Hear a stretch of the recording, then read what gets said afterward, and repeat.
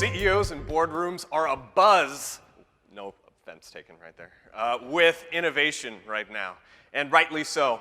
To be on one of the top lists of businesses back in the 1920s, you'd stay there for 67 years. But today, it's only about 15 years. So what are organizations to do? Well, there's big debates over, is it people or is it ideas or things that we need to be focusing on? Well, I bet all of us in this room know that the right answer is people. And who has the biggest match to light an explosion there? Why, HR does. And not only do we have just one match, we've got a whole bucket load of matches out there that we can use to be the catalysts for innovation within our organizations. And so this talk is going to go over just 5 of those matches that you can use to ensure that you are really helping move innovation along within your organization. We're going to talk briefly about org structure, getting the right people, the right leadership, the right incentives, and the right tools. But before we jump into that, I just want to level set on innovation. The McKinsey Consulting Group came up with something in the alchemy of growth that bucketed innovation into 3 different horizons. Basically thinking about the time horizons that it takes to accomplish and bear fruit from these different initiatives. It also shows how much further away you get from the core business of an organization. So diving into that a little bit more, Horizon 1 is typically considered process innovation. So think about this as doing redesigns on maybe the lobby room of your organization, or coming up with new product iterations like this amazing chicken and waffles potato chips that you can now find at the stores. I'm not going to buy that one. Horizon 2 and 3 is where we start to get to business model extension and then brand new business models that have the potential to disrupt your core business. And so this is the primary focus of our organizational talk today. We're going to think about HR's impact on Horizon 2 and 3. Number 1, how do you put the right org structure in place? The Skunk Works idea is back. Back in the day, Google started saying you need to give people 20% of their time to dedicate to innovation.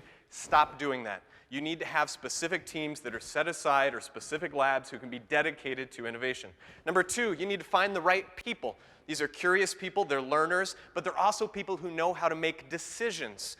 And not just the right decisions. In fact, overanalyzing business plan people aren't going to work in these situations. Now, we have specific assessments that can help us nowadays. Foresight has a creative assessment. Gallup just came out with their EP10. But you can also take things like DISC or Myers-Briggs or others and retrofit them to find ways to identify these innovative people within your organization. Now, they won't always just raise their hand and say, sign me up for that, though a lot of them will.